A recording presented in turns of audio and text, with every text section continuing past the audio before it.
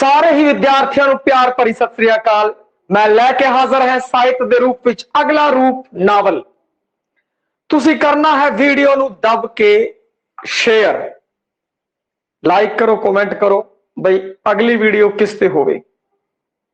वैसे जेड़े मेरे मार्गदर्शन च बच्चे पढ़ रहे ने उन्होंने सारिया ही वीडियो ने जो उपलब्ध है पई ते एक नवेकले अंदाज दे विच आपां पढ़ांगे नावल। बई जोर रहेगा इस गल ते कि व्यवहारक पद्धर उत्ते अपने पिछोकड़ तो अपने पिछले जीवन काल दे विच जो नावल आपां पढ़िया है उस आधार से इन्हां तत्तां बारे वर्गीकरण बारे आपां जानकारी करांगे। कोई भी एक नावल जो तुसीं पढ़िया होवे वो तुहाडे दिमाग दे अंदर होना चाहिए। बई उस नाल फिर आपां नावल की अर्थ परिभाषा तत्त सब सिरज लवांगे। इनू अलग तो याद करने की लोड़ नहीं है आपां नू। बई आपां इत्थे तत्त याद करिए, परिभाषा याद करिए। जदों आपां नावल पढ़िया होया है और नावल दे उत्ते फिल्म बनी है और वो फिल्म भी अगर वेखी हुई है आपां तो फिर आपां नू आ चीज़ां उन्हां विचों कढणियां जिहड़ियां बहुत सौखियां ने। ये ज्ञान है जिहड़ा वो अपने दिमाग के अंदर किते ना किते पिया होया। बई उसी नू बस बाहर कढना है। उस ज्ञान दे नाल जिहड़ा सजरा ज्ञान है उसनू जोड़ देवांगे बई ताकि तुसी भुल्लो ही ना। अपने पहले वाले ज्ञान नाल होने वाला ज्ञान जोड़ते हुए आपां अगे वधांगे। पई एक नावल जो बीए पद्धर के उत्ते है पवित्र पापी, उसनू बेस बना के आपां अज दा लैसन है वो करावांगे।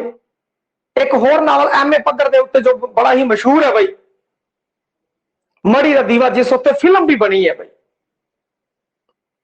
फिल्म भी बनी है बई उसनू भी आपां बेस बनावांगे। बेस बना के सिखा रहे हैं ताकि जिहड़ा ज्ञान अपने कोल हैगा है बस उसी नू आपां फरोल लईए, उसी नू आपां पक्का कर लीए। हाँ जी, आओ शुरू करिए नावल एक नवेकले अंदाज दे विच। जिहड़ा नावल शब्द है, देखो नावल शब्द ये अंग्रेजी दे बई, अंग्रेजी तो सीधा पंजाबी च आ गया। यह शब्द अंग्रेजी विच लातीनी भाषा तो आया है। लातीनी का जिहड़ा शब्द है नोवेला,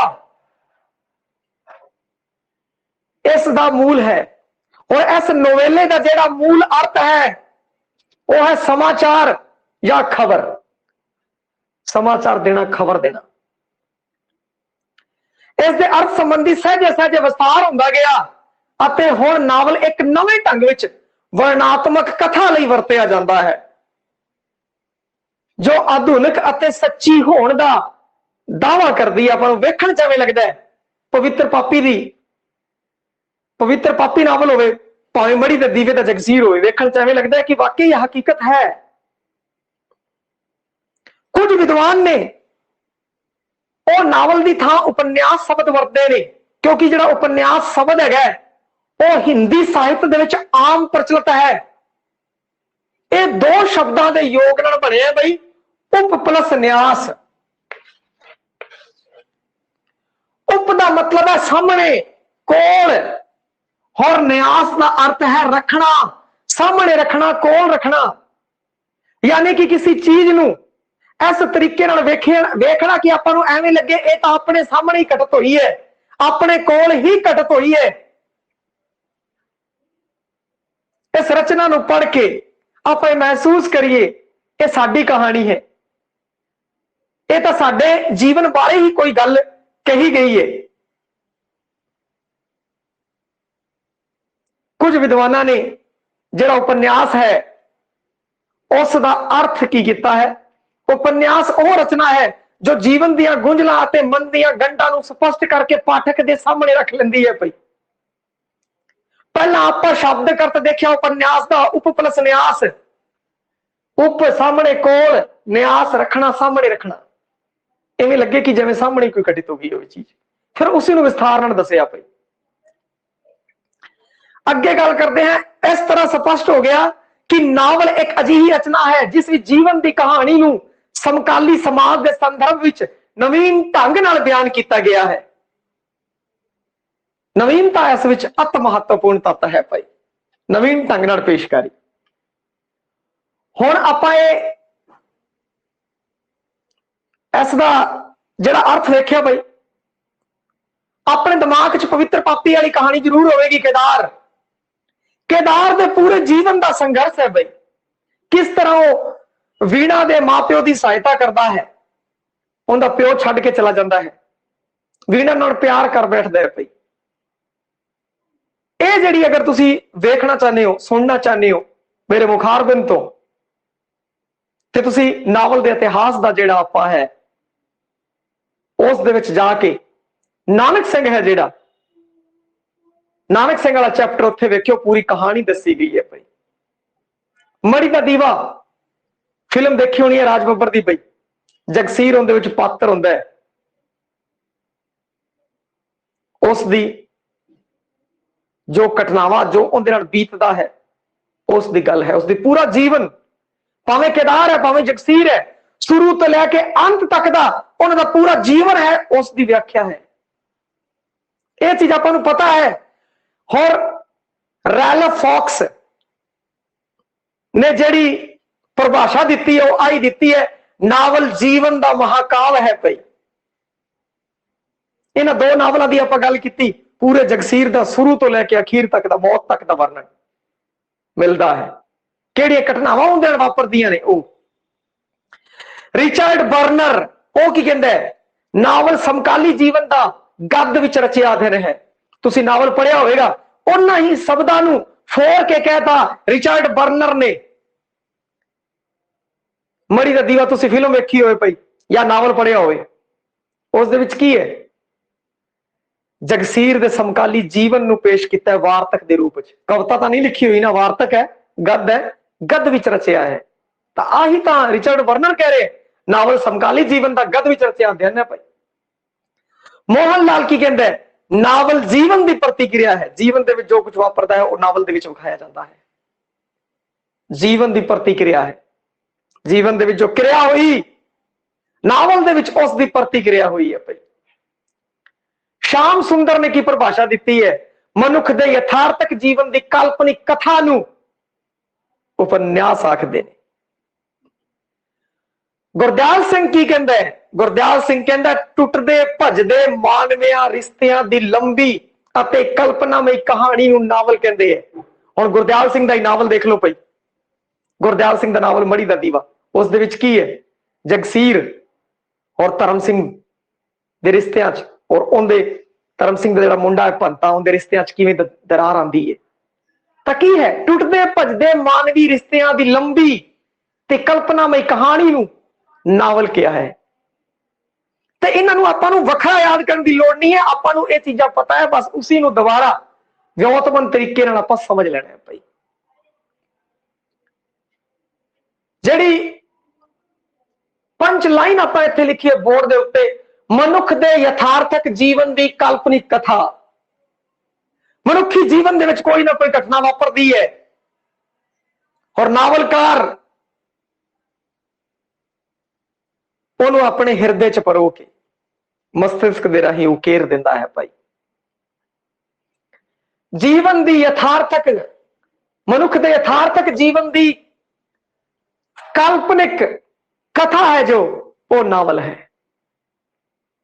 क्योंकि जीवन दे विच जो यथार्थ होया उसी नूं थोड़ा मिर्च मसाला ला के बढ़िया तरीके नाल पेशकारी करते हैं, उस नूं नावल कहते हैं भाई। नावल एक लंबी अते साहित्यक रचना है जिस विच जिंदगी की कहानी का विश्लेषण किया जाता है, किवें पात्रां राही, घटनावां राही, कहानी राही, वार्तालाप राही ते भाषा द्वारा। कोई नावलकार इस ढंग नाल पेश करता है कि यह सारा कुछ यथार्थक ना हुंदा होया भी यथार्थक लगता है भाई। ਹੁਣ ਜਿਹੜੀ ਆ ਪਰਿਭਾਸ਼ਾ ਜਿਹੜੀ ਮੈਂ ਅਖੀਰ ਦੇ ਵਿੱਚ ਬੋਲੀ ਹੈ, ਇਹਦੇ ਵਿੱਚ ਸਾਰੇ ਤੱਤ ਆ ਗਏ ਪਈ। ਨਾਵਲ ਇੱਕ ਲੰਬੀ ਤੇ ਸਾਹਿਤਕ ਰਚਨਾ ਜਿਸ ਵਿੱਚ ਜ਼ਿੰਦਗੀ ਦੀ ਕਹਾਣੀ ਦਾ, ਘਟਨਾਵਾਂ ਦਾ ਵਿਸ਼ਲੇਸ਼ਣ, ਪਾਤਰਾਂ, ਘਟਨਾਵਾਂ, ਕਹਾਣੀ, ਵਾਰਤਾਲਾਪ ਤੇ ਭਾਸ਼ਾ ਦੁਆਰਾ ਕੋਈ ਨਾਵਲਕਾਰ ਇਸ ਢੰਗ ਨਾਲ ਪੇਸ਼ ਕਰਦਾ ਹੈ ਕਿ ਇਹ ਸਾਰਾ ਕੁਝ ਯਥਾਰਥਕ ਨਾ ਹੁੰਦਾ ਹੈ ਵੀ ਯਥਾਰਥਕ ਲੱਗਦਾ ਹੈ। ਤੇ ਇੱਥੇ ਕੀ ਆਇਆ ਹੈ? ਘਟਨਾ ਆ ਗਈ, ਘਟਨਾਵਾਂ ਆ ਗਿਆ, ਔਰ ਘਟਨਾਵਾਂ ਦਾ ਜਿਹੜਾ ਤਰਤੀਬਵਾਰ ਪੇਸ਼ ਕਰੀਏ ਉਹਨੂੰ ਹੀ ਤਾਂ ਪਲਾਟ ਕਹਿੰਦੇ ਆ ਭਾਈ। ਕਥਾ ਵਸਤੂ ਆ ਗਿਆ, ਪਲੋਟ ਆ ਗਿਆ, ਪਾਤਰ ਆ ਗਏ, ਵਾਰਤਾਲਾਪ ਆ ਗਈ, ਵਾਤਾਵਰਣ ਆ ਗਿਆ, ਉਦੇਸ਼ ਆ ਗਿਆ, ਸ਼ੈਲੀ ਆ ਗਈ। ਇਹ ਆਪਾਂ ਜਦੋਂ ਆਪਾਂ ਗਲਪ ਦਾ ਦੂਜਾ ਰੂਪ ਕੀਤਾ ਸੀ ਬਈ, ਗਲਪ ਦੇ ਦੋ ਰੂਪ ਹੈ ਬਈ, ਇੱਕ ਨਾਵਲ, ਦੂਜਾ ਕਹਾਣੀ। ਕਹਾਣੀ ਬਾਰੇ, ਨਿੱਕੀ ਕਹਾਣੀ ਬਾਰੇ ਆਪਾਂ ਪੜ੍ਹ ਚੁੱਕੇ ਹਾਂ, ਹੁਣ ਆਪਾਂ ਗੱਲ ਕਰ ਰਹੇ ਹਾਂ ਨਾਵਲ ਦੀ। ਗਲਪ 'ਚ ਦੋ ਹੀ ਚੀਜ਼ਾਂ ਸ਼ਾਮਲ ਨੇ, ਆ ਧਿਆਨ ਰੱਖਿਓ, ਨਾਵਲ ਤੇ ਕਹਾਣੀ। ਤੇ ਹੁਣ ਕੀ ਹੈ, ਤੁਸੀਂ ਨਾਵਲ ਵੇਖਿਆ ਹੋਇਆ, ਕਿਸੇ ਵੀ ਇੱਕ ਨਾਵਲ ਨੂੰ ਤੁਸੀਂ ਆਪਣੇ ਧਿਆਨ 'ਚ ਰੱਖ ਲਓ। ਔਰ ਇਹ ਨਾਵਲ ਜੇ ਮੈਂ ਬੋਲਨੇ ਹੈ ਸੈਕੰਡ ਗ੍ਰੇਡ ਲਈ ਤਾਂ ਬਹੁਤ ਜ਼ਰੂਰੀ ਹੈ ਭਾਈ, ਪਵਿੱਤਰ ਪਾਪੀ ਨਾਵਲ ਪੜ੍ਹਨਾ, ਕਿਉਂਕਿ ਬੀਏ ਦੇ ਸਿਲੇਬਸ ਦੇ ਅੰਦਰ ਹੈ। ਤਾਂ ਪਵਿੱਤਰ ਪਾਪੀ ਦੀ ਗੱਲ ਕਰਦੇ ਆ, ਜੇ ਨਹੀਂ ਪੜਿਆ ਤਾਂ ਜ਼ਰੂਰ ਪੜਿਓ। ਹੁਣ ਪਵਿੱਤਰ ਪਾਪੀ 'ਚ ਕੀ ਹੈ? ਕੇਦਾਰ ਦੇ ਪੂਰੇ ਜੀਵਨ ਦੀ ਕਹਾਣੀ ਹੈ ਭਾਈ, ਸ਼ੁਰੂ ਤੋਂ ਲੈ ਕੇ ਅਖੀਰ ਤੱਕ ਜਿੰਨੀਆਂ ਵੀ ਘਟਨਾਵਾਂ ਆ ਉਹਦੀ ਤਰਤੀਬਵਾਰ ਪੇਸ਼ਕਾਰੀ ਹੈ। ਤੇ ਇਸ ਨੂੰ ਕਹਿੰਦੇ ਕੀ ਹੈ? ਪਲਾਟ ਕਹਿੰਦੇ ਆ ਬਈ। ਪਲਾਟ ਕਥਾ ਵਸਤੂ, ਉਹਦੀ ਸਾਰੀ ਕਥਾ ਦਾ ਬਿਆਨ ਹੈ ਕੇਦਾਰ ਦੀ। ਪਹਿਲਾ ਆ ਗਿਆ, ਫਿਰ ਉਹਦੇ 'ਚ ਕੀ ਪਾਤਰ ਉਸਾਰੀ ਕੀਤੀ ਹੈ, ਪਾਤਰ ਹੈਗੇ, ਕੇਦਾਰ ਵੀ ਹੈ, ਵੀਣਾ ਹੈ, ਵੀਣਾ ਦੇ ਮਾਪਿਓ ਹੈ, ਹੋਰ ਵੀ ਪਾਤਰ ਨੇ, ਤਾਂ ਉਹਨਾਂ ਦੀ ਉਸਾਰੀ ਕੀਤੀ ਗਈ ਹੈ, ਪਾਤਰ ਉਸਾਰੀ। ਫਿਰ ਵਾਰਤਾਲਾਪ, ਗੱਲਾਂ ਹੁੰਦੀਆਂ ਬਈ, ਆਪਸ ਵਿੱਚ ਪਾਤਰ ਹੈ, ਗੱਲਾਂ ਕਰਦੇ ਹੈ, ਵਾਰਤਾਲਾਪ ਵੀ ਹੈ। ਵਾਤਾਵਰਣ, ਵਾਤਾਵਰਣ ਨੂੰ ਵੀ ਸਿਰਜਿਆ ਗਿਆ ਹੈ। ਉਸ ਤੋਂ ਬਾਅਦ ਉਦੇਸ਼, ਲਿਖਾਰੀ ਦਾ ਉਦੇਸ਼ ਹੈ ਜੋ ਉਸ ਨੂੰ ਲੈ ਕੇ ਚੱਲਦਾ ਹੈ, ਉਹ ਵੀ ਪੂਰਾ ਹੁੰਦਾ ਹੈ। ਸ਼ੈਲੀ, ਹਰ ਲਿਖਾਰੀ ਦੀ ਆਪਣੀ ਆਪਣੀ ਸ਼ੈਲੀ ਹੁੰਦੀ ਹੈ ਭਾਈ, ਭਾਸ਼ਾ ਸ਼ੈਲੀ ਹੁੰਦੀ ਹੈ, ਉਹ ਉਸ ਨੂੰ ਫੋਲੋ ਕਰਦਾ ਹੈ, ਲਿਖਦਾ ਹੈ, ਇਹ ਵੀ ਹੋਵੇਗੀ। ਤਾਂ ਇਹ ਸਾਰੇ ਤੱਤ ਨੇ ਭਾਈ, ਨਾਵਲ ਨੂੰ ਸੀਧ 'ਚ ਰੱਖਿਓ, ਤੱਤ ਆਪੀ ਆਪ ਨਿਕਲ ਕੇ ਬਾਹਰ ਆ ਜਾਣਗੇ। ਕਿਸੇ ਦੇ ਵੀ ਤੁਸੀਂ ਤੱਤ ਕਰ ਰਹੇ ਹੋ, ਨਿੱਕੀ ਕਹਾਣੀ ਦੇ ਕਰ ਰਹੇ ਹੋ, ਉਹਨੂੰ ਸੀਧ 'ਚ ਰੱਖ ਕੇ ਤੱਤ ਕਰ ਲਿਓ। ਨਾਟਕ ਦੇ ਕਰ ਰਹੇ ਹੋ ਤਾਂ ਨਾਟਕ ਦੇ ਉਹਨੂੰ ਤੁਸੀਂ ਧਿਆਨ 'ਚ ਆਊਗਾ, ਨਾਟਕ ਤੁਹਾਡੇ ਸਾਹਮਣੇ ਚੱਲੂਗਾ, ਤੁਹਾਨੂੰ ਸਭ ਕੁਝ ਪਤਾ ਲੱਗ ਜਾਏਗਾ। ਹੁਣ ਨਾਵਲ ਦੀ ਗੱਲ ਕਰ ਰਹੇ ਆ ਤਾਂ ਨਾਵਲ ਤੁਹਾਡੇ ਸਾਹਮਣੇ ਹੈਗਾ ਧਿਆਨ ਦੇ ਵਿੱਚ, ਤਾਂ ਇਹ ਸਾਰੇ ਤੱਤ ਉੱਭਰ ਕੇ ਸਾਹਮਣੇ ਆ ਜਾਣਗੇ। ਹੋਰ ਜਿੰਨੇ ਆ ਜੇ ਮੜੀ ਦਾ ਦੀਵਾ ਹੈ, ਇਹ ਫਿਲਮ ਵੇਖੀ ਹੋਈ ਹੈ ਤਾਂ ਕੋਈ ਦਿੱਕਤ ਨਹੀਂ। ਉਹ ਫਿਲਮ ਜਿਹੜੀ ਕਿ ਆਪਾਂ ਵੇਖੀ ਹੈ, ਉਸੇ ਨੂੰ ਆਪਾਂ ਕੀ ਕਰਨਾ ਹੈ, ਜਦੋਂ ਆਪਾਂ ਵੇਖ ਲਈ ਤਾਂ ਸਮਝ ਲਓ ਪੜ੍ਹ ਲਈ ਪਈ। ਜਾਂ ਤਾਂ ਆਪਾਂ ਨਾਵਲ ਪੜ੍ਹ ਲੈਂਦੇ ਜਾਂ ਆਪਾਂ ਨਾਵਲ ਵੇਖ ਲੈਂਦੇ। ਹੁਣ ਨਾਵਲ ਕੀ ਹੈ, ਵੇਖਣ ਲਈ ਫਿਲਮ ਵੇਖਣੀ ਪਊਗੀ। ਤਾਂ ਜੇ ਕਿਸੇ ਨੇ ਮੜੀ ਦਾ ਦੀਵਾ ਫਿਲਮ ਵੇਖੀ ਹੋਈ ਹੈ ਤੇ ਉਸ ਤੋਂ ਆਪਾਂ ਉਸ ਨੂੰ ਕਨਵਰਟ ਕਰ ਲੈਣਾ ਆਪੀ ਆਪ ਹੀ ਨਾਵਲ ਦੇ ਅੰਦਰ। ਜਦੋਂ ਆਪਾਂ ਦੇਖ ਲਈ, ਸੁਣ ਲਈ ਤਾਂ ਸਮਝੋ ਪੜ੍ਹ ਲਈ ਪਈ। ਜਦੋਂ ਉਹ ਚੀਜ਼ਾਂ ਆਪਾਂ ਨੂੰ ਪਤਾ ਲੱਗ ਗਿਆ, ਫਿਰ ਕੁਝ ਵੀ ਆ ਜਾਏ ਬਈ, ਨਾਵਲ ਦੀ ਅਰਥ ਆ ਜਾਏ, ਪਰਿਭਾਸ਼ਾ ਆ ਜਾਏ, ਤੱਤ ਆ ਜਾਣ, ਕੁਝ ਵੀ ਆ ਜਾਣ, ਆਪਣੇ ਲਈ ਕੋਈ ਔਖਾ ਕੰਮ ਨਹੀਂ ਹੈ। ਹੁਣ ਆਪਾਂ ਸ਼ੁਰੂ ਕਰਦੇ ਹਾਂ ਤੱਤਾਂ ਦੇ ਬਾਰੇ ਜਾਣਕਾਰੀ। ਸਭ ਤੋਂ ਪਹਿਲਾਂ ਪਲਾਟ ਜਾਂ ਕਥਾ ਵਸਤੂ। ਨਾਵਲ ਰਚਨਾ ਦੀ ਪ੍ਰਮੁੱਖ ਵਸਤੂ ਨਾਵਲ ਦਾ ਪਲਾਟ ਹੈ। ਨਾਵਲ ਦੀ ਘਟਨਾਵਾਂ ਨੂੰ ਤਰਤੀਬ ਵਿੱਚ ਬੰਨਿਆ ਜਾਂਦਾ ਹੈ ਭਾਈ, ਤਰਤੀਬ ਵਿੱਚ ਬੰਨਿਆ ਜਾਂਦਾ ਹੈ। ਤਰਤੀਬ ਜੇ ਬਣਦੀ ਹੈ ਤਾਂ ਗੌਣ ਸ਼ਬਦ, ਤਰਤੀਬ ਵਿੱਚ ਪੇਸ਼ਕਾਰੀ, ਪਲਾਟ। ਪਲਾਟ ਕੀ ਹੈ, ਗੌਂਦ ਕੀ ਹੈ, ਕਥਾ ਵਸਤੂ ਕੀ ਹੈ, ਵਿਸ਼ਾ ਵਸਤੂ ਵੀ ਹੈ, ਵੱਖਰਾ ਥੋੜਾ ਬਰੀਕੀ ਅੰਤਰ ਹੈ। ਜੇ ਆਪਾਂ ਸੀਨੀਅਰ ਸੈਕੰਡਰੀ ਤੇ ਸਮਝੀਏ, ਸੀਨੀਅਰ ਸੈਕੰਡਰੀ ਪੱਧਰ ਤੇ ਸਮਝੀਏ ਤਾਂ ਭਾਈ ਆ ਇੱਕੋ ਜਿਹੀਆਂ ਚੀਜ਼ਾਂ, ਰਲਦੀਆਂ ਮਿਲਦੀਆਂ ਚੀਜ਼ਾਂ ਨੇ। ਪਰ ਜੇ ਆਪਾਂ ਐਮਏ ਦੇ ਪੱਧਰ ਤੇ ਜਾ ਕੇ ਵੇਖੀਏ ਤਾਂ ਸਾਰੇ ਥੋੜਾ ਅੰਤਰ ਹੈ। ਔਰ ਇਹ ਅੰਤਰ ਹੈ ਜਿਹੜਾ ਮੈਂ ਤੁਹਾਨੂੰ ਸਾਹਿਤ ਦੇ ਰੂਪ ਜਦੋਂ ਸ਼ੁਰੂ ਕੀਤੇ ਸੀ ਤਾਂ ਉਹਨਾਂ ਬਾਰੇ ਇੱਕ ਇੱਕ ਬਾਰੇ ਦੱਸਿਆ ਸੀ, ਤੁਸੀਂ ਉਹਨਾਂ ਵੀਡੀਓ ਜਾ ਕੇ ਵੇਖ ਸਕਦੇ ਹੋ। ਪਲਾਟ ਨਾਵਲੀ ਥੀਮ ਦੇ ਸੰਗਠਨ ਦਾ ਹੀ ਨਾਮ ਹੈ। ਕੁਝ ਲੋਕ ਜਿਹੜੀ ਨਾਵਲ ਦੀ ਕਹਾਣੀ ਹੁੰਦੀ ਹੈ ਉਹਨੂੰ ਪਲਾਟ ਕਹਿ ਦਿੰਦੇ ਆ। ਹਡਸਨ ਨੇ ਪਲਾਟ ਦੇ ਖੇਤਰ ਦੇ ਆਧਾਰ ਤੇ ਦੋ ਹਿੱਸਿਆਂ 'ਚ ਵੰਡਿਆ ਹੈ ਪਲਾਟ ਨੂੰ। ਇੱਕ ਤਾਂ ਪਲਾਟ 'ਚ ਕੀ ਹੁੰਦਾ ਹੈ, ਮੂਲ ਕਥਾ ਹੁੰਦੀ ਹੈ ਭਾਈ, ਜਿਹੜੀ ਮੂਲ ਕਥਾ ਚੱਲਦੀ ਹੈ, ਮੁੱਖ ਕਥਾ ਜਿਹੜੀ ਹੈ ਉਹ ਚੱਲਦੀ ਹੈ। ਦੂਜੀ ਹੈ ਸਹਾਇਕ, ਪ੍ਰਸੰਗਿਕ। ਇਹ ਇਸ ਕਥਾ ਨੂੰ ਵਧਾਉਣ ਲਈ ਜਿਹੜੀ ਇਹ ਸਹਾਇਕ ਕਥਾ ਹੈਗੀ ਹੈ। ਹੁਣ ਮੂਲ ਕਥਾ ਇੱਕ ਮੁੱਖ ਕਥਾ ਹੈ ਜਿਹੜੀ ਚੱਲ ਰਹੀ ਹੈ ਐਵੇਂ ਬਈ, ਉਹਦੇ ਨਾਲ ਨਾਲ ਹੋਰ ਵੀ ਕਥਾਵਾਂ ਜਿਹੜੀਆਂ ਸਹਾਇਕ ਕਥਾਵਾਂ ਅੱਗੇ ਵਧਾ ਰਹੀਆਂ, ਉਹ ਸਹਾਇਕ ਕਥਾ ਹੈ। ਹੁਣ ਇਸ ਨੂੰ ਅਗਰ ਜੀਵੰਤ ਵਿਵਹਾਰ ਦੇ ਵਿੱਚ ਉਤਾਰਨਾ ਹੋਵੇ ਤਾਂ ਤੁਸੀਂ ਵੇਖਿਆ ਹੋਵੇਗਾ ਮੜੀ ਦਾ ਦੀਵਾ ਨਾਵਲ, ਉਸ ਦੇ ਵਿੱਚ ਕੀ ਹੈ, ਜਗਸੀਰ ਦੀ ਕਹਾਣੀ ਸ਼ੁਰੂ ਤੋਂ ਲੈ ਕੇ ਅੰਤ ਤੱਕ ਮੂਲ ਕਥਾ। ਉਹਦੇ ਨਾਲ ਨਾਲ ਹੋਰ ਕਥਾਵਾਂ ਵੀ ਹੈ। ਰੌਣਕੀ ਦੀ ਕਹਾਣੀ ਹੈ ਬਈ, ਰੌਣਕੀ ਦੀ ਘਰ ਵਾਲੀ ਉਹਨੂੰ ਛੱਡ ਕੇ ਚਲੀ ਜਾਂਦੀ ਹੈ। ਹੋਰ ਵੀ ਜਿਹੜੀਆਂ ਛੋਟੀਆਂ ਛੋਟੀਆਂ ਕਥਾਵਾਂ ਹੈ ਉਸ ਤਰੀਕੇ ਨਾਲ ਜੋੜੀਆਂ, ਉਹ ਸਹਾਇਕ ਕਥਾ ਹੈ। ਤੇ ਇਹ ਹੈ ਪਲਾਟ ਲਈ ਜੋ ਜ਼ਰੂਰੀ ਗੱਲਾਂ ਨੇ, ਪਲਾਟ ਦੇ ਲਈ ਸਹਾਇਕ ਨੇ ਜਿਹੜੀਆਂ, ਉਹ ਇਹ ਹੋ ਇੱਕ ਸਫਲ ਪਲਾਟ ਦੇ ਵਿੱਚ ਸੁਭਾਵਿਕਤਾ, ਰੋਚਕਤਾ, ਮੌਲਿਕਤਾ ਦੇ ਅੰਸ਼ ਹੋਣੇ ਜ਼ਰੂਰੀ ਹੈ। ਇਹ ਗੁਣ ਹੈ ਪਲਾਟ ਦੇ ਅੰਦਰ ਹੋਣੇ ਚਾਹੀਦੇ ਆ ਭਾਈ। ਪਹਿਲਾਂ ਤਾਂ ਆਪਾਂ ਪਲਾਟ ਨੂੰ ਖੇਤਰ ਦੇ ਹਿਸਾਬ ਨਾਲ ਭਾਈ ਦੋ ਭਾਗਾਂ ਚ ਵੰਡਿਆ, ਹਡਸਨ ਨੇ ਇਸ ਨੂੰ ਵੰਡਿਆ ਭਾਈ ਖੇਤਰ ਦੇ ਆਧਾਰ ਤੇ ਦੋ ਹਿੱਸਿਆਂ ਚ ਵੰਡਿਆ, ਇੱਕ ਤਾਂ ਮੂਲ ਕਥਾ, ਦੂਜੀ ਸਹਾਇਕ ਕਥਾ। ਹੋਰ ਸਫਲ ਪਲਾਟ ਦੇ ਕੀ ਗੁਣ ਹੋਣ, ਕਿਹੜੇ ਗੁਣ, ਸੁਭਾਵਿਕ ਹੋਣਾ ਚਾਹੀਦਾ, ਸਰਲ ਹੋਣਾ ਚਾਹੀਦਾ, ਰੋਚਕ ਹੋਣਾ ਚਾਹੀਦਾ, ਮੌਲਿਕ ਹੋਣਾ ਚਾਹੀਦਾ। ਕਿਸੇ ਨਕਲ ਮਾਰ ਕੇ ਨਾ ਲਿਖੀ ਲੋਕ ਤਾਂ ਦੇਖੀ ਹੋਈ ਹੈ, ਛੱਡੋ ਪਰ ਕੁਝ ਨਵਾਂ ਹੋਣਾ ਚਾਹੀਦਾ ਬਈ, ਸਜਰਾਪਨ ਹੋਣਾ ਚਾਹੀਦਾ, ਇਹ ਉਹਦੇ ਗੁਣ ਹੋਣੇ ਚਾਹੀਦੇ। ਉਸ ਤੋਂ ਬਾਅਦ ਕਥਾ ਵਸਤੂ ਨੂੰ ਨਾਵਲਕਾਰ ਕਈ ਢੰਗਾਂ ਨਾਲ ਪੇਸ਼ ਕਰਦਾ ਹੈ ਬਈ। ਆਮ ਤੌਰ ਤੇ ਚਾਰ ਪ੍ਰਕਾਰ ਪ੍ਰਮੁੱਖ ਪੇਸ਼ਕਾਰੀ ਢੰਗ ਐਸੀ ਕਥਾ ਵਸਤੂ ਪਲਾਟ ਨੂੰ ਲੈਣੇ ਆਂਦਾ। ਪੇਸ਼ਕਾਰੀ ਢੰਗ ਬਈ ਕਿਸ ਕਿਸ ਤਰੀਕੇ ਨਾਲ ਪੇਸ਼ ਕੀਤਾ ਜਾ ਸਕਦਾ ਹੈ, ਉਸ ਦੀ ਆਪਾਂ ਗੱਲ ਕਰਦੇ ਹਾਂ। ਪਹਿਲਾ ਇਤਿਹਾਸਕ ਢੰਗ,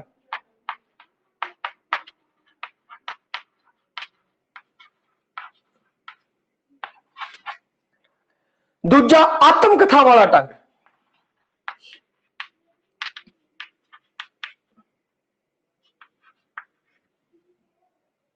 ਤੀਜਾ ਪੱਤਰ ਲੇਖਣ ਢੰਗ ਬਈ, ਪੱਤਰ ਲੇਖਣ ਢੰਗ। ਚੌਥਾ ਹੈ ਜਿਹੜਾ ਮਿਸ਼ਰਤ, ਇਹਨਾਂ ਦਾ ਮਿਸ਼ਰਤ ਹੋਗੀ, ਇਹ ਚੌਥਾ ਢੰਗ ਹੈ। ਸਭ ਤੋਂ ਪਹਿਲਾਂ ਕਥਾ ਵਸਤੂ ਨੂੰ ਪੇਸ਼ ਕਰਨ ਦਾ ਢੰਗ ਹੈ ਉਹਦੇ ਵਿੱਚ ਪਹਿਲਾ ਇਤਿਹਾਸਕ ਢੰਗ, ਜਿਸ ਵਿੱਚ ਨਾਵਲਕਾਰ ਇਤਿਹਾਸਕਾਰ ਵਾਂਗ ਸਾਰਾ ਬਿਰਤਾਂਤ ਪੇਸ਼ ਕਰ ਦਿੰਦਾ ਹੈ। ਸਾਰਾ ਬਿਰਤਾਂਤ ਇਤਿਹਾਸਕਾਰ ਵਾਂਗ ਪੇਸ਼ ਕਰਤਾ, ਇਸ ਲਈ ਇਸ ਨੂੰ ਇਤਿਹਾਸਕ ਢੰਗ ਕਹਿੰਦੇ ਆ। ਇਹਦਾ ਦੂਜਾ ਨਾਮ ਕਥਾਤਮਕ ਵੀ ਹੈ ਬਈ, ਆ ਵੀ ਲਿਖਿਆ ਹੋਇਆ ਆ ਸਕਦਾ। ਕਥਾਤਮਕ, ਕਥਾ ਦਾ ਬਿਆਨ ਹੈ ਸ਼ੁਰੂ ਤੋਂ ਲੈ ਕੇ ਅਖੀਰ ਤੱਕ, ਕਥਾਤਮਕ ਢੰਗ ਵੀ ਕਹਿ ਸਕਦੇ। ਇਤਿਹਾਸਕਾਰ ਵਾਂਗੂ ਸਾਰਾ ਬਿਰਤਾਂਤ ਦੀ ਪੇਸ਼ਕਾਰੀ ਕਰਦੇ ਆ, ਇਸ ਕਾਰਨ ਇਤਿਹਾਸਕ ਢੰਗ ਵੀ ਹੈ। ਆਤਮ ਕਥਾ ਵਾਲਾ ਢੰਗ, ਜਿਸ ਵਿੱਚ ਸਾਰਾ ਬਿਰਤਾਂਤ ਨਾਇਕ ਦੇ ਮੁਖ ਤੋਂ ਹੀ ਉਚਾਰਿਆ ਜਾਂਦਾ ਹੈ। ਆਤਮ ਕਥਾ, ਆਪਣੀ ਕਥਾ ਖੁਦ ਬਿਆਨ ਕਰਨੀ, ਨਾਇਕ ਹੈ, ਹੀਰੋ ਹੈ ਜੋ ਉਸਦਾ, ਉਹ ਆਪਣੇ ਮੁਖ ਤੋਂ ਉਚਾਰੇਗਾ ਸਾਰੀਆਂ ਚੀਜ਼ਾਂ। ਤਾਂ ਉਹ ਢੰਗ ਕਿਹੜਾ ਹੈ, ਆਤਮ ਕਥਾ ਵਾਲਾ ਢੰਗ ਹੈ। ਨਾਵਲਕਾਰ ਨਾਇਕ ਦੀ ਜ਼ਬਾਨ ਰਾਹੀਂ ਖੁਦ ਬੋਲ ਰਿਹਾ ਹੁੰਦਾ ਹੈ, ਪਰ ਜ਼ਬਾਨ ਨਾਇਕ ਦੀ ਹੁੰਦੀ ਹੈ, ਨਾਇਕ ਰਾਹੀਂ। ਇਹ ਆਤਮ ਕਥਾ ਵਾਲਾ ਢੰਗ ਹੈ। ਅੱਗੇ ਪੱਤਰ ਲਿਖਣ ਵਾਲਾ ਢੰਗ, ਜਿਸ ਦੀਆਂ ਚਿੱਠੀਆਂ, ਪੱਤਰਾਂ, ਡਾਇਰੀ ਦੀਆਂ ਤੁਕਾਂ ਰਾਹੀਂ ਨਾਵਲਕਾਰ ਦਾ ਬਿਰਤਾਂਤ ਪੇਸ਼ ਕੀਤਾ ਜਾਵੇ ਪਈ। ਪੱਤਰ ਲਿਖਣ ਢੰਗ, ਜਿਵੇਂ ਪੱਤਰ ਲਿਖਣ ਦਾ ਢੰਗ ਹੁੰਦਾ ਨਾ, ਉਹ ਢੰਗ ਅਗਰ ਨਾਵਲ ਦੇ ਵਿੱਚ ਵਰਤਿਆ ਗਿਆ ਹੈ ਤਾਂ ਪੱਤਰ ਲਿਖਣ ਢੰਗ ਹੋਵੇਗਾ। ਹੋਰ ਜੇ ਇਹਨਾਂ ਤਿੰਨਾਂ ਦੀ ਮਿਸ਼ਰਤ ਪੇਸ਼ਕਾਰੀ ਕੀਤੀ ਹੈ, ਥੋੜਾ ਇਹ, ਥੋੜਾ ਇਹ, ਥੋੜਾ ਇਹ, ਜੇ ਮਿਸ਼ਰਤ ਪੇਸ਼ਕਾਰੀ ਕੀਤੀ ਹੈ ਤਾਂ ਮਿਸ਼ਰਤ ਢੰਗ ਹੈ। ਇਹ ਕੀ ਹੈ ਪਲਾਟ ਤੇ ਕਥਾ ਵਸਤੂ ਬਾਰੇ ਪੂਰਨ ਜਾਣਕਾਰੀ 360 ਡਿਗਰੀ ਤੇ ਪਈ। ਕੋਈ ਵੀ ਚੀਜ਼ ਆਪਾਂ ਛੱਡੀ ਨਹੀਂ ਹੈ, ਐਵੇਂ ਨਹੀਂ ਕਿ ਥੋੜਾ ਦੱਸਿਆ ਔਰ ਗਾਂ ਟੱਪ ਗਈ। ਅੱਗੇ ਹੈ ਪਾਤਰ ਉਸਾਰੀ ਦੀ ਗੱਲ ਬਈ। ਪਾਤਰ ਨਾਵਲ ਦੇ ਅਹਿਮ ਤੱਤ ਵਜੋਂ ਵਿਚਰਦੇ ਨੇ। ਪਾਤਰ ਹੀ ਘਟਨਾਵਾਂ ਨੂੰ ਸਿਰਜਦੇ ਨੇ, ਭੋਗਦੇ ਨੇ। ਨਾਵਲ ਦਾ ਸਿੱਧਾ ਸੰਬੰਧ ਮਨੁੱਖੀ ਜ਼ਿੰਦਗੀ ਨਾਲ ਹੁੰਦਾ ਹੈ, ਇਸ ਲਈ ਕਿਸੇ ਵੀ ਨਾਵਲ ਦਾ ਪਾਤਰ ਸਾਨੂੰ ਰੋਜ਼ਾਨਾ ਜ਼ਿੰਦਗੀ ਵਿੱਚ ਸਾਡੇ ਆਸੇ-ਪਾਸੇ ਮਿਲ ਜਾਂਦੇ ਆ। ਪਾਤਰ ਸਾਡੇ ਹੱਡ ਮਾਸ ਦੇ, ਜਿਉਂਦੇ ਜਾਗਦੇ, ਦੁੱਖ ਸੁੱਖ ਸਹਿੰਦੇ ਹੋਣੇ ਚਾਹੀਦੇ ਨੇ। ਆਪਾਂ ਨੂੰ ਐਵੇਂ ਲੱਗਦਾ ਚਾਹੀਦਾ ਹਾਂ ਬਈ ਆਹ ਜਿਹੜਾ ਪਾਤਰ ਹੈ ਇਹ ਤਾਂ ਆਪਾਂ ਨੂੰ ਐਵੇਂ ਲੱਗਦਾ ਕਿ ਜਿਵੇਂ ਆਪਣੇ ਨੇੜੇ ਤੇੜੇ ਹੀ ਹੈ ਬਈ, ਇਹਦੇ ਨਾਲ ਮਿਲਦਾ ਜੁਲਦਾ ਪਾਤਰ ਜਿਹਨੇ ਇਹ ਜਿਹਾ ਜੀਵਨ ਹੰਢਾਇਆ ਹੋਵੇ ਆਪਾਂ ਨੂੰ ਵੇਖਿਆ ਹੋਵੇ ਤੇ ਆਪਾਂ ਨੂੰ ਜ਼ਿਆਦਾ ਖਿੱਚਵਾਂ ਲੱਗਦਾ ਹੈ ਭਾਈ। ਪਾਤਰਾਂ ਦਾ ਅੰਦਰੂਨੀ ਸੋਚ ਤੇ ਬਾਹਰਲੀ ਪੋਸ਼ਾਕ ਦਾ ਤਾਲਮੇਲ ਹੋਣਾ ਚਾਹੀਦਾ ਹੈ। ਜਿਸ ਤਰੀਕੇ ਦੀ ਉਹਦੀ ਪੋਸ਼ਾਕ ਹੈ ਉਸ ਤਰੀਕੇ ਦੀ ਉਹਦੀ ਸੋਚ ਵੀ ਹੋਣੀ ਚਾਹੀਦੀ ਹੈ। ਵਰਨਾ ਜਿਹੜਾ ਸਾਹਮਣੇ ਬੈਠਾ ਪਾਠਕ ਹੈਗਾ, ਜਿਹੜਾ ਉਸ ਨੂੰ ਪੜ੍ਹ ਰਿਹਾ ਹੈ ਨਾਵਲ ਨੂੰ, ਉਹ ਫਿਰ ਸਮਝ ਨਹੀਂ ਸਕੇਗਾ ਨਾਵਲ ਨੂੰ। ਪਾਤਰਾਂ ਦਾ ਸੁਭਾਅ ਵਿਹਾਰਕ ਤੇ ਕੁਦਰਤੀ ਕਿਸਮ ਦਾ ਹੋਣਾ ਚਾਹੀਦਾ ਹੈ। ਆਧੁਨਿਕ ਨਾਵਲਕਾਰ ਜ਼ਿਆਦਾਤਰ ਬੌਧਿਕ ਕਿਸਮ ਦੇ ਪਾਤਰ ਸਿਰਜਦੇ ਨੇ। ਇਹ ਪਾਤਰ ਆਮ ਪਾਠਕ ਦੀ ਸਮਝ ਤੋਂ ਬਾਹਰ ਹੋ ਜਾਂਦੇ ਨੇ।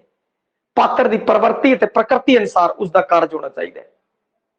ਜੇ ਜੀ ਉਸਦੀ ਪ੍ਰਵਰਤੀ ਹੈ, ਪ੍ਰਕਿਰਤੀ ਹੈ, ਉਸ ਹਿਸਾਬ ਨਾਲ ਉਹ ਕਾਰਜ ਕਰੇ ਤੇ ਸਿੱਧਾ ਦਿਲ ਖਿਚਵਾ ਰਹੇਗਾ ਪਾਠਕ ਦੇ ਲਈ। ਤੇ ਜੇ ਬੌਧਿਕਤਾ ਦੀ ਪੱਧਰ ਦੇ ਉੱਤੇ ਹੋਰ ਜ਼ਿਆਦਾ ਉਹਨੂੰ ਜਟਲ ਕਰ ਦੇਵਾਂਗੇ ਤਾਂ ਫਿਰ ਔਖਾ ਹੋ ਜਾਵੇਗਾ, ਨਾਵਲ ਹਿੱਟ ਨਹੀਂ ਹੋ ਸਕੇਗਾ। ਨਾਵਲ ਦੇ ਪਾਤਰਾਂ ਦੇ ਵਿਅਕਤੀਤਵ ਦੇ ਪੱਖ ਦੋ ਹੁੰਦੇ ਆ ਬਈ। ਪਾਤਰ ਦਾ ਜਿਹੜਾ ਵਿਅਕਤੀਤਵ ਹੈ ਉਸ ਦਾ ਪੱਖ ਅਗਰ ਗੱਲ ਕਰੀਏ ਤਾਂ ਦੋ ਤਰੀਕੇ ਦੇ ਹੈ ਭਾਈ, ਅੰਦਰਲਾ ਤੇ ਬਾਹਰਲਾ। ਬਾਹਰਲਾ ਤੇ ਅੰਦਰਲਾ ਦੋ ਹੈ। ਬਾਹਰਲਾ ਤੇ ਅੰਦਰਲਾ, ਹੁਣ ਆਪਾਂ ਇਸ ਨੂੰ ਸਮਝਦੇ ਹਾਂ ਭਾਈ। ਬਾਹਰਲਾ ਵਿਅਕਤੀਤਵ, ਉਸਦਾ ਆਕਾਰ, ਰੂਪ, ਰੰਗ, ਬੋਲ ਚਾਲ, ਬਸਤਰ ਆਉਂਦੇ ਨੇ ਜਿਹੜੇ ਬਾਹਰਲੇ ਵਿਅਕਤੀਤਵ ਨੂੰ ਪ੍ਰਭਾਸ਼ਿਤ ਕਰਦੇ ਨੇ।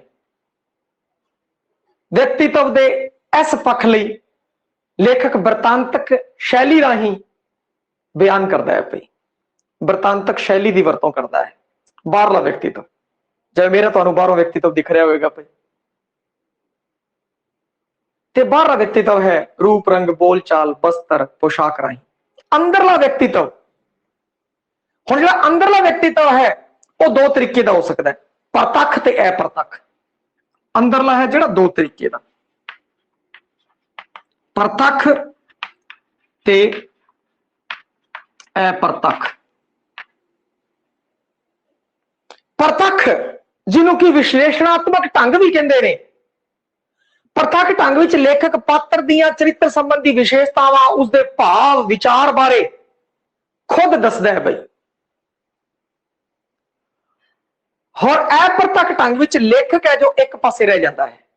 ਲੇਖਕ ਹੋਰਨਾਂ ਪਾਤਰਾਂ ਉੱਤੇ ਪਏ ਉਸ ਪਾਤਰ ਦੇ ਪ੍ਰਭਾਵਾਂ, ਉਸਦੇ ਬੋਲਾਂ, ਕਿਰਿਆਵਾਂ ਰਾਹੀਂ ਚਰਿੱਤਰ ਚਿੱਤਰਣ ਕਰਦਾ ਹੈ। ਪਾਤਰ ਖੁਦ ਆਪਣੇ ਆਪ ਨੂੰ ਪ੍ਰਗਟ ਕਰਦੇ ਹਨ। ਇਹ ਦੋਵੇਂ ਢੰਗ ਮਹੱਤਵਪੂਰਨ ਨੇ, ਪਰ ਜਿਹੜਾ ਦੂਜਾ ਢੰਗ ਹੈ ਅਪ੍ਰਤੱਖ ਉਹ ਜ਼ਰੂਰੀ ਹੈ। ਹੋਰ ਪਾਤਰ ਉਸਾਰੀ ਬਾਰੇ ਜਦੋਂ ਗੱਲ ਕੀਤੀ ਸੀ, ਕਿਸ ਕਿਸ ਤਰੀਕੇ ਨਾਲ ਪਾਤਰ ਉਸਾਰੀ ਕੀਤੀ ਜਾਂਦੀ ਹੈ ਭਾਈ, ਇਸ ਬਾਰੇ ਕਿਉਂਕਿ ਹੁਣ ਇਸ ਚ ਰਿਪੀਟ ਨਹੀਂ ਕਰਾਂਗੇ ਭਾਈ, ਇਸ ਬਾਰੇ ਜਿਹੜੇ ਪਹਿਲੇ ਵੀਡੀਓ ਹੈ ਉੱਥੇ ਤੁਹਾਨੂੰ ਉਹ ਚੀਜ਼ ਮਿਲ ਜੇਗੀ। ਇਹ ਚੀਜ਼ ਥੋੜੀ ਅਲੱਗ ਸੀ, ਇਸ ਕਾਰਨ ਸ਼ਾਮਿਲ ਕੀਤੀ ਦੀ ਹੈ ਭਾਈ। ਹਰ ਤਰੀਕੇ ਨਾਲ ਆਪਾਂ ਪਾਤਰ ਉਸਾਰੀ ਤੋਂ ਰੂਬਰੂ ਹੋਈਏ। ਜੇ ਉਹ BA ਪੱਧਰ ਤੱਕ ਇਸ ਨੂੰ ਲੈ ਗਿਆ ਤਾਂ ਫਿਰ ਇੱਥੋਂ ਕੁਐਸਚਨ ਪੁੱਟ ਹੋ ਸਕਦੇ ਆ ਭਾਈ। ਔਰ ਜੇ ਸੀਨੀਅਰ ਸੈਕੰਡਰੀ ਪੱਧਰ ਤੇ ਰਿਹਾ ਤਾਂ ਕੋਈ ਦਿੱਕਤ ਵਾਲੀ ਗੱਲ ਨਹੀਂ ਹੈ। ਹੁਣ ਕੀ ਹੈ ਕਿ ਜਿਹੜਾ ਪ੍ਰਤੱਖ ਹੈ, ਪ੍ਰਤੱਖ ਤੇ ਅਪ੍ਰਤੱਖ ਹੈ। ਪ੍ਰਤੱਖ ਹੈ ਲੇਖਕ ਜਿਹੜਾ ਹੈ ਚਰਿੱਤਰ ਦੀਆਂ ਵਿਸ਼ੇਸ਼ਤਾਵਾਂ ਵਗੈਰਾ ਖੁਦ ਦੱਸਦੇ। ਅਪ੍ਰਤੱਖ ਰੂਪ ਤੋਂ ਪਾਤਰ ਉਸਾਰੀ ਕਰਨਾ ਦੂਸਰੇ ਪਾਤਰ ਦੇ ਕਾਰਜਾਂ ਰਾਹੀਂ, ਉਸਦੇ ਕਾਰਜ ਰਾਹੀਂ, ਹੋਰ ਦੂਜੇ ਪਾਤਰਾਂ ਉੱਤੇ ਉਸ ਪਾਤਰ ਦਾ ਕੀ ਪ੍ਰਭਾਵ ਪਿਆ ਹੈ, ਉਸਦੇ ਬੋਲ, ਉਹਦੀ ਕਿਰਿਆਵਾਂ ਰਾਹੀਂ ਜੋ ਚਰਿੱਤਰ ਉਸਾਰੀ ਹੁੰਦੀ ਹੈ ਉਹ ਅਪ੍ਰਤੱਖ ਹੈ ਭਾਈ। ਹੁਣ ਅੱਗੇ ਚੱਲਦੇ ਹਾਂ।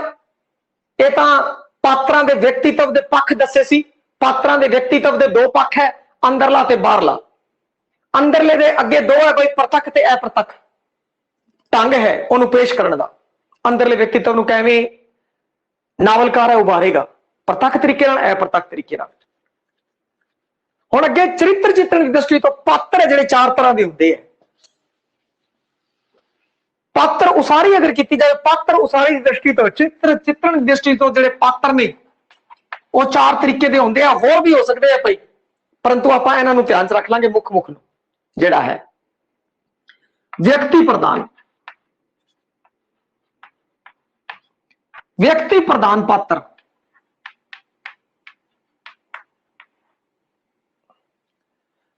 प्रधान जो अपने ही ढंग दे होंदे ने भाई, यूनिक होंगे अपने आप च, वो दूजे व्यक्ति की विशेषतावां नाल मेल नहीं खाते, कल्लम कल्ले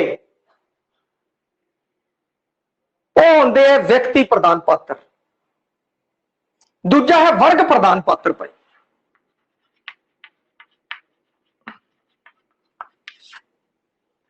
जो अपने वर्ग की प्रतिनिधित्व करते हैं, उन्होंने चरित्र विच उस वर्ग दी सारिया विशेषतावां शामिल ने, यह है व्यक्ति प्रधान पात्र। जिवें कि जगसीर है, चौथी दी जिंदगी जींदा है, वो निम्न वर्ग तो जिहड़ा है संबंधित है और सिरी लग्या हुआ है, और उस वर्ग की प्रतिनिधित्व कर रहा है भाई जगसीर। और आप जो उन्होंने वेखते हैं बड़ी दिद्दी वे नावल तो आपको इंज लगता है कि हाँ भाई सीरिया नाल इदां हुई है। तो एक ही वर्ग प्रधान है, अपने वर्ग की प्रतिनिधित्व करता है। अगला टाइप देखा जाए स्थिर।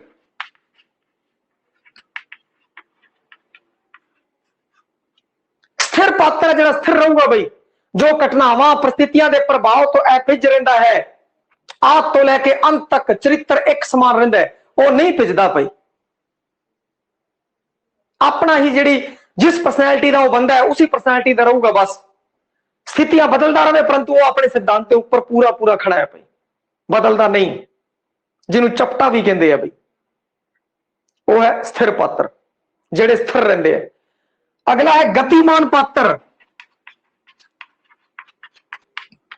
जिन्हों की कहते हैं गोल पात्र भी कहते हैं भाई, गोल नाम आ जाए, गतिमान आ जाए, कुछ भी आ जाए। ये जेडे पात्र ने बिन पैंदे दे लोटे होंदे आ भाई, इन्हां दा कोई असूल नहीं होंदा, कोई कुछ नहीं होंदा। जिन्हां दे चरित्र विच अचानक बहुत तब्दीली आ जाती है, किसी भी परिस्थिति का एक मामूली जिहा झटका लगदे ही उन्हां दे जीवन धारा नूं बदल जाता है भाई। ये स्थिर पात्र दे बिल्कुल उल्ट पात्र है, ये सदा गतिमान रहिंदे ने, चाहे उन्नति होवे चाहे पतन होवे भाई, गतिमान रहेंगे, परिस्थितियों के हिसाब नाल बदलते रहेंगे। इस तरीके अपने जीवन के अंदर भी कई लोग ऐसे होंगे जो गोल होंगे है भाई, परिस्थितियों के हिसाब नाल बदलते रहते हैं, उन्होंने व्यवहार परिस्थितियों के हिसाब नाल बंदे के हिसाब नाल बदलता रहता है। और कुछ चपटे पात्र होंगे, कोई भी बंदा होवे उन्हां दा उस दे प्रति रवैया उही रहेगा।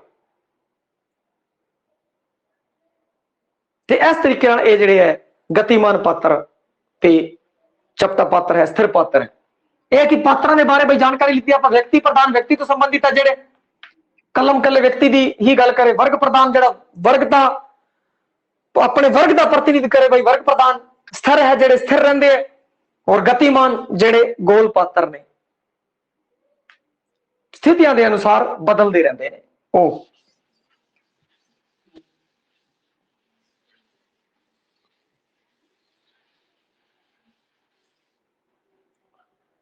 हुण उस तो बाद वार्तालाप जां संवाद। नावल विच वार्तालाप जां संवाद है, इसका महत्व है भाई, इसके बावजूद भी इनकी अपनी उपयोगिता हैगी है। जेडे वार्तालाप ने नावल के अंदर तुसीं वेख्या होवेगा कि जेडे पात्र ने एक दूजे नाल गलबात करते हैं, इन्हां ना ही इन इस दे राही जिहड़ी कहानी है, कथानक है, प्लाट है, वह गांह नूं वधदा है भाई। इन्हां घटनावां नूं सुभाविक रूप विच जिहड़ी गलबात है वह आपस में जोड़ देंदी है, नावली कथा नूं गति प्रदान करती है। और ये पात्रां दी वार्तालाप है, वह पात्रां दी उसारी भी करती है, नावल नूं सेध प्रदान करती है। और जेडे वार्तालाप है रोचक होना चाहिए भाई, दिलचस्प होना चाहिए, खिंचवा होना चाहिए, उबाऊ नहीं होना चाहिए, अर्थहीन नहीं होना चाहिए। अर्थहीन संवाद की कोई भी थां नहीं होती नावल के अंदर, ऐसा नावल की है पकाऊ हो जाऊगा। विद्वाना अनुसार नावली रचना के वार्तालाप सुभाविक होने चाहिए, स्थिति और वातावरण के अनुरूप सिरजे जाने चाहिए। वार्तालाप ही जाए कि पाठक भी खिंच लवे भाई। हुण अगे है वातावरण, देश काल या वातावरण अगला तत्व। सफल वातावरण ता ही उसारिया जा सकता है जे नावलकार नूं घटना का सही स्थान, समय ते समकाली परिस्थितियों का ज्ञान होवे। इतिहासक नावलों में ये दोनों चीजों की होना जरूरी मन्निया गया है।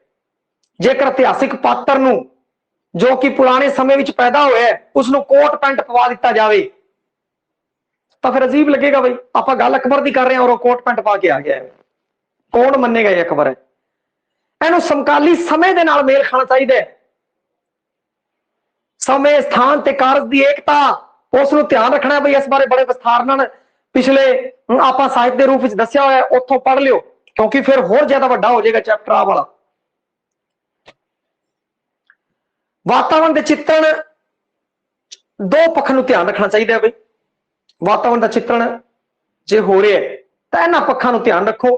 ਭੌਤਿਕ ਵਾਤਾਵਰਣ ਇੱਕ ਪੱਖ ਹੈ ਕਿ ਉਹਦਾ ਸੰਬੰਧ ਭੌਤਿਕ ਵਾਤਾਵਰਣ ਨਾਲ, ਇਸ ਵਿੱਚ ਪ੍ਰਾਕਿਰਤਿਕ ਪਿਛੋਕੜ ਜੋ ਆਲੇ ਦੁਆਲੇ ਦੀ ਪ੍ਰਕਿਰਤੀ ਹੈ ਉਸ ਨੂੰ ਰੱਖਿਆ ਜਾਂਦਾ ਹੈ।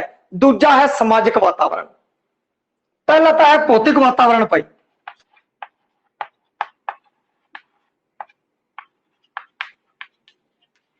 ਜਿਹੜਾ ਭੌਤਿਕਤਾ ਤੋਂ ਸੰਬੰਧਿਤ ਹੈ, ਆਲਾ ਦੁਆਲਾ ਪ੍ਰਕਿਰਤੀ ਵਗੈਰਾ।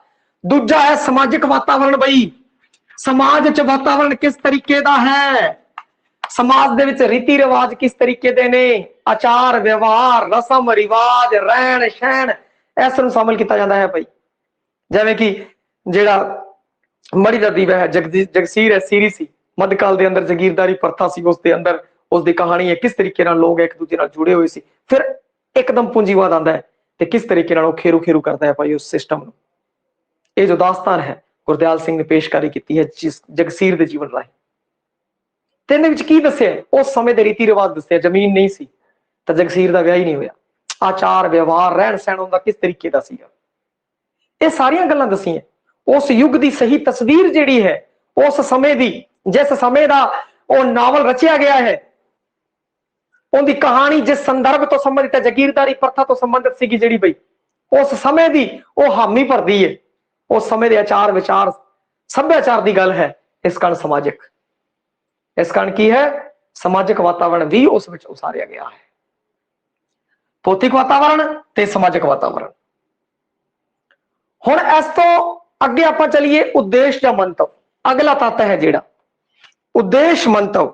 ਹਰ ਇੱਕ ਨਾਵਲ ਦਾ ਆਪਣਾ ਆਪਣਾ ਉਦੇਸ਼ ਜਾਂ ਮੰਤਵ ਹੁੰਦਾ ਹੈ ਬਈ। ਕਿਸੇ ਵੀ ਰਚਨਾ ਨੂੰ ਲਿਖਣ ਲੱਗਿਆ ਰਚਨਾਕਾਰ ਆਪਣੇ ਸਾਹਮਣੇ ਕੋਈ ਨਾ ਕੋਈ ਉਦੇਸ਼ ਮੰਤਵ ਜ਼ਰੂਰ ਰੱਖਦਾ ਹੈ। ਉਸੇ ਉਦੇਸ਼ ਜਾਂ ਮੰਤਵ ਨੂੰ ਧਿਆਨ ਵਿੱਚ ਰੱਖਦੇ ਹੋਏ ਰਚਨਾ ਰਚੀ ਜਾਂਦੀ ਹੈ। ਔਰ ਜਿੰਨਾ ਮਹਾਨ ਉਦੇਸ਼ ਜਾਂ ਮੰਤਵ ਹੋਵੇਗਾ ਉਨੀ ਹੀ ਮਹਾਨ ਰਚਨਾ ਹੋਵੇਗੀ। ਤੁਹਾਡੇ ਲਈ ਵੀ ਜਿੰਨਾ ਮਹਾਨ ਤੁਹਾਡਾ ਟੀਚਾ ਹੋਵੇਗਾ ਉਨੀ ਮਹਾਨ ਤੁਹਾਡੀ ਸ਼ਖਸੀਅਤ ਹੋਵੇਗੀ ਭਾਈ। ਰਚਨਾਕਾਰ ਨੇ ਪਾਠਕ ਦੇ ਕੁਝ ਗੱਲਾਂ ਚੇਤੇ ਕਰਵਾਉਣੀਆਂ ਹੁੰਦੀਆਂ ਨੇ ਤੇ ਕੁਝ ਗੱਲਾਂ ਉਸਦੇ ਦਿਮਾਗ ਵਿੱਚੋਂ ਕੱਢਣੀਆਂ ਹੁੰਦੀਆਂ ਨੇ। ਇਸ ਕਰਕੇ ਆਪਣੇ ਮੰਤਵ ਤੇ ਉਦੇਸ਼ ਨੂੰ ਉਹ ਸੁੱਤੇ ਸਿੱਧ ਹੀ ਰਚਨਾ ਦੇ ਵਿੱਚ ਪੇਸ਼ ਕਰ ਦਿੰਦਾ ਹੈ। ਨਾਵਲਕਾਰ ਆਪਣੇ ਉਦੇਸ਼ ਨੂੰ ਨਾਵਲ ਵਿੱਚ ਪ੍ਰਗਟਾਉਣ ਲਈ ਆਮ ਤੌਰ ਤੇ ਦੋ ਵਿਧੀਆਂ ਵਰਤਦਾ ਹੈ ਭਾਈ। ਇੱਕ ਤਾਂ ਵਿਸ਼ਲੇਸ਼ਣਾਤਮਕ ਵਿਧੀ।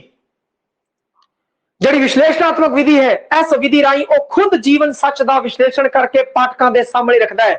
ਖੁਦ ਵਿਸ਼ਲੇਸ਼ਣ ਕਰਕੇ ਪਾਠਕਾਂ ਦੇ ਸਾਹਮਣੇ ਪੇਸ਼ਕਾਰੀ ਵਿਸ਼ਲੇਸ਼ਣਾਤਮਕ ਵਿਧੀ ਦੇ ਅੰਦਰ। ਔਰ ਦੂਜੀ ਹੈ ਪਰੋਖ ਵਿਧੀ। ਪਰੋਖ ਵਿਧੀ, ਪ੍ਰਤੱਖ ਜਿਹਨੂੰ ਕਹਿੰਦੇ ਆ ਹਿੰਦੀ ਦੇ ਵਿੱਚ। ਅਪ੍ਰਤੱਖ ਬਈ, ਪਰੋਖ ਅਪ੍ਰਤੱਖ। ਅਪ੍ਰਤੱਖ ਜਿਹਨੂੰ ਕਹਿੰਦੇ ਆ। ਇਸ ਵਿਧੀ ਰਾਹੀਂ ਉਹ ਆਪਣਾ ਜੀਵਨ ਦਰਸ਼ਨ ਹੈ ਜਿਹੜਾ ਪ੍ਰਤੱਖ ਰੂਪ ਦੇ ਵਿੱਚ ਨਾ ਕਰਕੇ ਪਰੋਖ ਰੂਪ ਵਿੱਚ ਪੇਸ਼ ਕਰਦਾ ਹੈ ਭਾਈ। ਆਪਣਾ ਜੀਵਨ ਦਰਸ਼ਨ ਪਾਤਰਾਂ ਦੇ ਸੰਵਾਦਾਂ, ਉਹਨਾਂ ਦੀਆਂ ਕਿਰਿਆਵਾਂ, ਉਹਨਾਂ ਦੇ ਮਾਨਸਿਕ ਸਥਿਤੀਆਂ ਰਾਹੀਂ ਪ੍ਰਗਟ ਕਰਦਾ ਹੈ। ਔਰ ਇਹਨਾਂ ਦੋਹਾਂ ਵਿੱਚੋਂ ਉਦੇਸ਼ ਪ੍ਰਗਟ ਕਰਨ ਲਈ ਉਚਿਤ ਵਿਧੀ ਹੈ ਜਿਹੜੀ ਉਹ ਪਰੋਖ ਵਿਧੀ ਹੈ। ਕਿਉਂਕਿ ਲੇਖਕ ਹੈ ਅਗਰ ਵਿਸ਼ਲੇਸ਼ਣਾਤਮਕ ਵਿਧੀ ਦੀ ਵਰਤੋਂ ਕਰੂਗਾ ਤਾਂ ਖੁਦ ਹੀ ਆਪਣੇ ਆਪ ਬਿਆਨ ਕਰ ਦੂਗਾ, ਸਾਰਾ ਕੁਝ ਵਿਸ਼ਲੇਸ਼ਣ ਕਰ ਦੇਗਾ, ਤਾਂ ਉਹ ਇੰਨੀ ਖਿੱਚ ਨਹੀਂ ਰਹਿਣੀ ਉਹਦੇ ਵਿੱਚ। ਅਗਰ ਉਸੇ ਗੱਲ ਨੂੰ ਉਹ ਪਰੋਖ ਤਰੀਕੇ ਨਾਲ ਕਹਿ ਰਿਹਾ, ਕਿਸੇ ਪਾਤਰ ਰਾਹੀਂ ਕਹਿ ਰਿਹਾ, ਕਾਰਜ ਰਾਹੀਂ ਕਹਿ ਰਿਹਾ, ਇਹ ਪ੍ਰਤੱਖ ਰੂਪ ਵਿੱਚ ਉਹਦਾ ਪ੍ਰਤੱਖ ਰੂਪ ਵਿੱਚ ਉਹਦੀ ਪੇਸ਼ਕਾਰੀ ਕੀਤੀ ਹੈ, ਜ਼ਿਆਦਾ ਖਿੱਚਵੀਂ ਹੋਵੇਗੀ। ਔਰ ਇਸ ਵਿਧੀ ਦੀ ਵਰਤੋਂ ਜ਼ਿਆਦਾ ਹੁੰਦੀ ਹੈ ਪਰੋਖ ਵਿਧੀ ਦੀ। ਹੁਣ ਅੱਗੇ ਗੱਲ ਕਰੀਏ ਸ਼ੈਲੀ ਦੀ ਪਈ।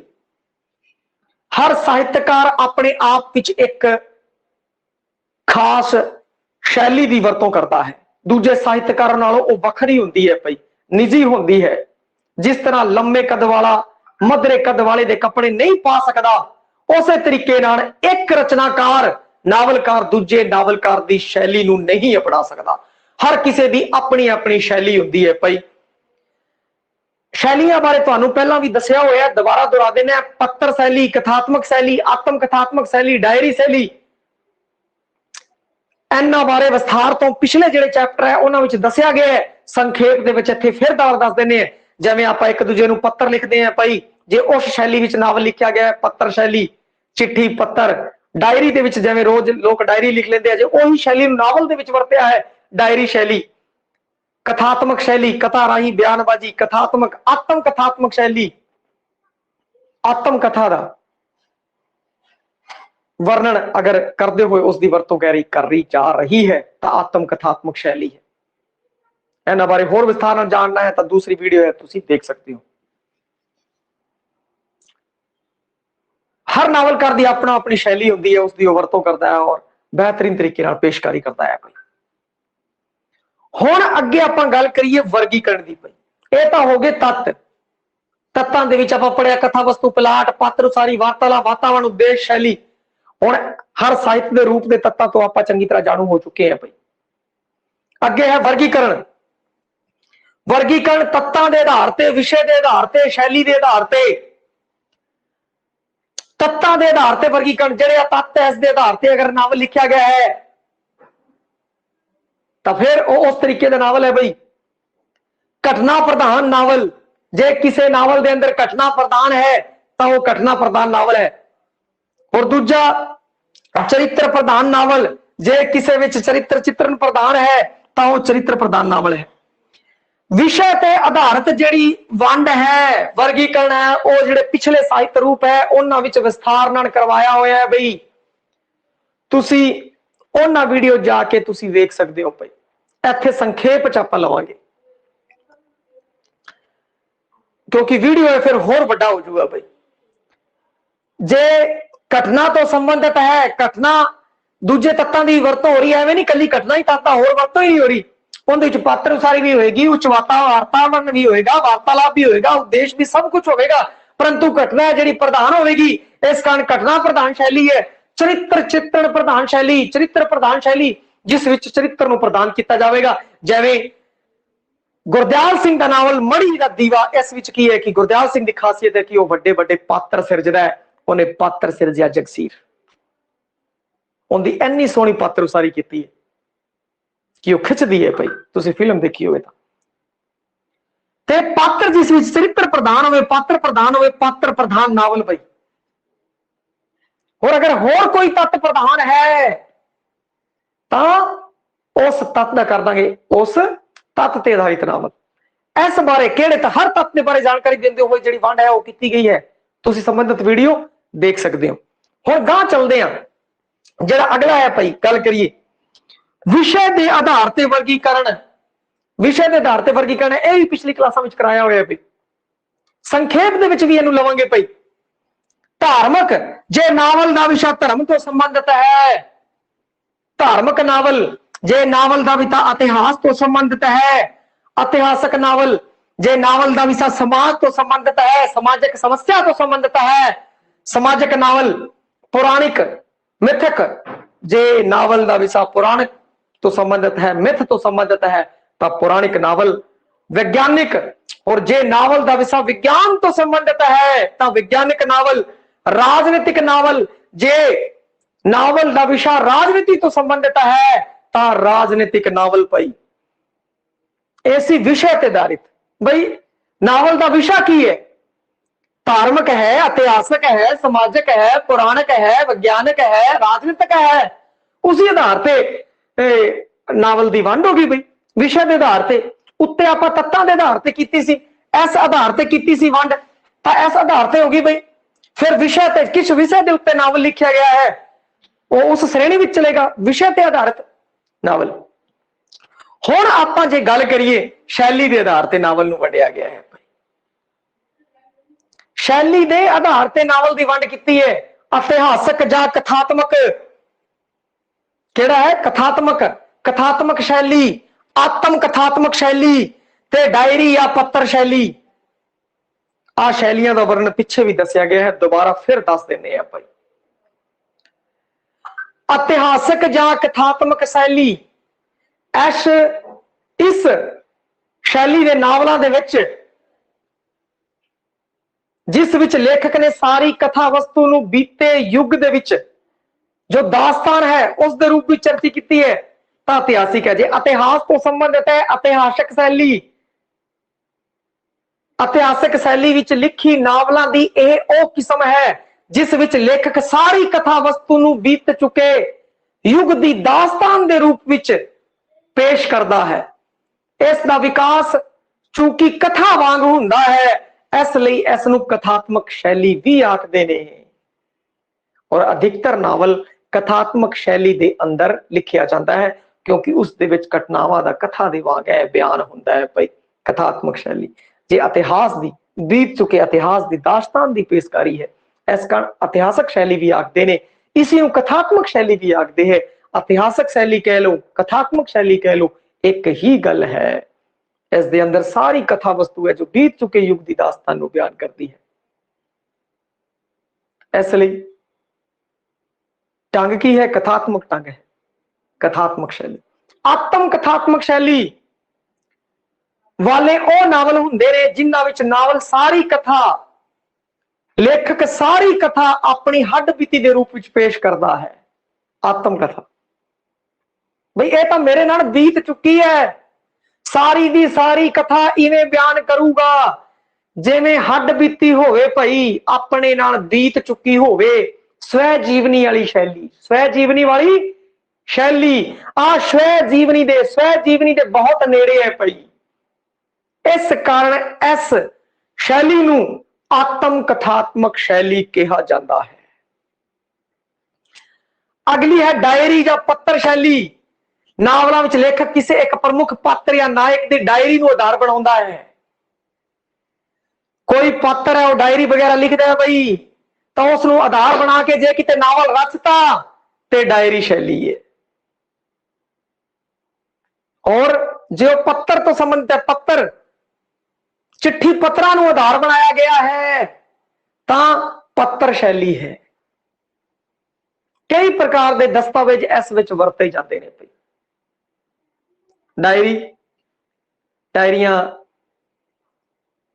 जे कोई डायरी तुसी पढ़ी होए भाई और पत्र तो लिखे पढ़े तुसी होने हैं और वो डायरी किसी पात्र तो संबंधित है और फिर उसके उत्ते नावल लिख जाए या वो तरीका इस तरीके का हो वो शैली है जी है। डायरी वाली शैली नावल लिखा गया है डायरी शैली। पत्र वाली शैली दे विच नावल लिखा गया है ता पत्र शैली। इन्हां तिन्ना शैलियां दे विचों जिहड़ी इतिहासक शैली है कथात्मक शैली है वो प्रमुख है भाई।